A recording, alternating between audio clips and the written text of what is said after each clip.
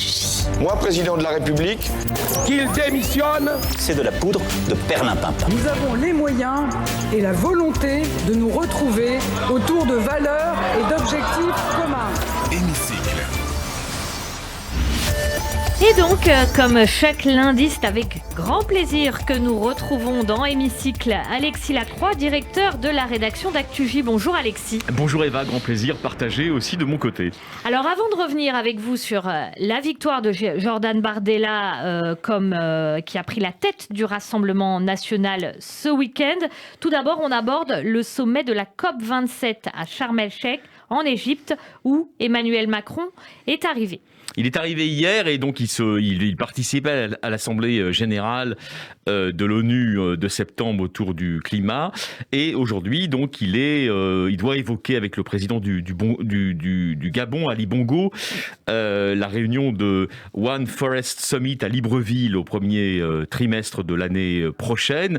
Et il veut faire un geste en direction de l'Afrique pour montrer aussi que la France veut être le bon élève, on va dire, de la classe des pays favorisés, pour aller vite, occidentaux si l'on veut, en matière de lutte contre les effets du réchauffement climatique. On sait que nous avons, c'est une évidence, un lien historique, un lien de responsabilité aussi, de responsabilité de protéger envers un certain nombre de pays africains. Et on ne peut pas, quand on est français, c'est-à-dire tourner vers le continent africain, vers le sud méditerranéen, se désintéresser des effets potentiellement dévastateurs pour les populations africaines, des effets du changement climatique qui, de toute façon, tous les climatologues en témoignent, s'accélèrent et s'accentuent partout dans toutes les régions de la planète. Alors, on en revient à l'actualité politique de ce week-end. Jordan Bardella qui se retrouve donc à la présidence du Rassemblement national. Et ça débute quand même sous haute tension après l'affaire Grégoire de Fournas, ce député RN sanctionné pour ses propos racistes, à minima xénophobes par l'Assemblée nationale. Le vernis de la dédiabolisation est-il entamé ou en train de craqueler ? Alors, je pense qu'il faut toujours être prudent parce qu'on ne sait pas, si vous voulez, si cet incident, pour extrêmement regrettable qu'il soit, ayant, par parenthèse, probablement suscité la colère, et la stupéfaction de Marine Le Pen, qui a le sentiment qu'au fond, 6 mois d'excellent travail, selon son optique à elle, de ses parlementaires autour d'elle dans l'hémicycle de l'Assemblée, auraient été ruinés par cette parole du député de la Gironde. Elle appelle ça une maladresse. Oui, alors c'est parce qu'ils ne veulent pas. Vous savez bien que dans un camp politique, en règle générale, il ne faut jamais faire trop de mea culpa, sinon, d'une certaine manière, on suscite encore plus de virulence de la part des adversaires politiques. Sauf que dans ce camp politique-là, ce type de propos est... Oui, alors je vous rappelle juste la phrase de Nietzsche, « La faiblesse attise la haine ». La plupart des responsables publics, quelles que soient leurs idées, ils ont intégré cette idée que dans la joute politique, il y a un élément irréductible de rapport de force. Et donc, si vous reconnaissez trop publiquement une faute grave ou prétendument grave, vous vous affaiblissez aux yeux de vos adversaires. Donc, ils le défendent officiellement. Mais évidemment, derrière, ils sont tous, et Marine Le Pen en tête, extrêmement embarrassés par cette saillie qui, même dans sa version la moins grave, ça a été souligné à de nombreuses reprises, donc je ne dis là rien d'original, témoigne d'une brutalité à l'égard des migrants, auquel, il faut être équitable, le Rassemblement national ne nous avait plus habitués depuis quelques années dans ses déclarations publiques, tout au moins. Oui. Vous voyez ? Et donc, c'est en ce sens qu'on peut se poser la question, est-ce que le vernis de la dédiabolisation, dont je suis des commentateurs qui pensent qu'il n'est pas qu'un vernis, c'est-à-dire qu'il a constitué un chemin réel jusqu'à un certain point de transformation, d'évolution, ou on pourrait dire de transmigration, si vous me passez l'expression, du parti vers un autre paysage idéologique, est entamé, est entaché par cette sortie de route absolument incontestable du début des Girondes. Est-ce que ça ne ressemble pas à ce qu'on voit en Italie ? C'est-à-dire que Giorgia Meloni, qui dans sa jeunesse disait admirer Mussolini, finalement, elle fait une mue qui lui permet d'arriver au pouvoir, et patatras, elle arrive au pouvoir, et il y a l'un de ses ministres qu'on retrouve pris en photo avec un brassard nazi. Alors, le parallèle, évidemment, est tout à fait possible, à cette seule réserve près que là aussi, si on était équitable, bon, Grégoire de Fournas, c'est Grégoire de Fournas. D'ailleurs, Vous voyez bien que le parti ne le soutient que mollement, en réalité, face au tollé que suscitent ces propos, quelle que soit, encore une fois, leur interprétation haute, interprétation basse.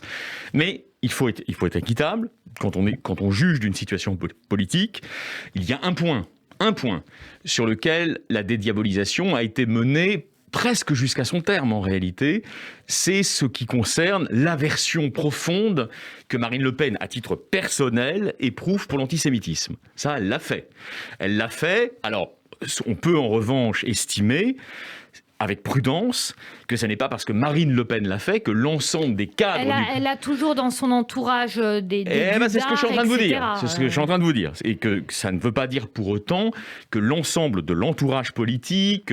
En tout cas, l'antisémitisme, publiquement, ça l'ennuie, mais dans l'intimité, ça ne la dérange visiblement pas. Écoutez, ça, je ne sais pas, je ne sonderai pas les reins et les cœurs, mais toujours est-il que, vous voyez, on peut avoir une position mesurée de description de la réalité, tout en estimant comme assez probable que s'il y a un deuxième incident de la même nature, c'est-à-dire au fond qui mette en cause l'arrimage symbolique, conceptuel et symbolique du Rassemblement national dans le champ républicain, ce qui était, encore une fois, ce dont il s'agit derrière la dédiabolisation, on est bien d'accord, c'est-à-dire une sorte de baisse du régime discursif, de baisse de la tension polémique qui permet progressivement, si elle est menée à bien, d'arrimer ce parti aux origines extrémistes dans le champ républicain. S'il y a un deuxième incident, là je pense comme Charles Villeneuve, l'ancien directeur général de Valeurs Actuelles, il a raison, il l'a dit ce matin, s'il y a un deuxième incident de cette sorte dans les semaines qui viennent, par exemple dans le cadre de l'hémicycle de l'Assemblée nationale, là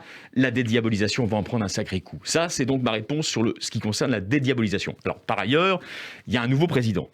Il est intéressant de noter qu'il y a un autre débat qui, lui, n'a rien à voir, enfin en tout cas directement, avec la question de la rupture du Rassemblement national, réel, partiel ou supposé. En tout cas, ce qui est à noter, et c'est important puisqu'on est sur Radio J, et ça il faut le dire, c'est que le soutien entre guillemets que les Klarsfeld ont apporté à Louis Alliot en rendant grâce à ce qui, d'après eux, est une reconnaissance de la mémoire de la Shoah, visiblement au sein des instances du Rassemblement national, ça n'a pas beaucoup de succès quand on voit le score de Jordan Bardella par rapport à celui de Louis Alliot. Jordan Bardella, près de 85% des suffrages, et Louis Alliot, finalement, c'est le deuxième et il est très très loin derrière. Sauf que, en l'occurrence, Serge Klarsfeld, dont je n'ai jamais sous-estimé l'intelligence, ne s'était pas trompé en pensant que c'était du côté de la sensibilité représentée par Louis Alliot qu'il y avait des forces de résistance ou de frottement à une lame de fond identitaire. Alors j'en viens justement au deuxième sujet,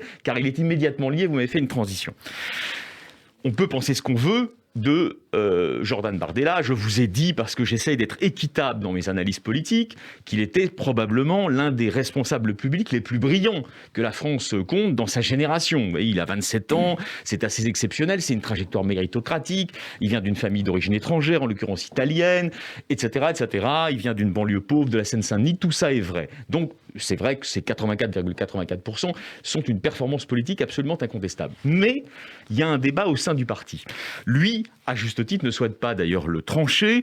Il veut que le parti marche sur ses deux jambes, c'est-à-dire la prise en compte de la question sociale, les fins de mois, et la prise en compte de la question civilisationnelle, qu'on appelle aujourd'hui, qui tourne autour des questions d'identité de la France, de rapport aux migrations, identitaire en réalité.